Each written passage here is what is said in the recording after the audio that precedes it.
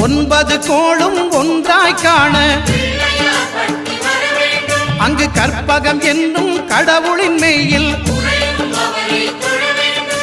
சூரியன் முதலாய் 9 கிரகமும் பலவித குணங்களை கொண்டிருக்கும் எங்கள் கற்பக தருவில் அவை வரும்போது ஒன்றாய் சேர்ந்து பலனளிக்கும்.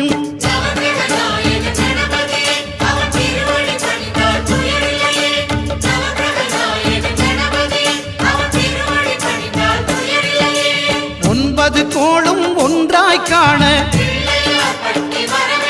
அங்கு கற்பகம் என்னும் கடவுளின் மெய்யில்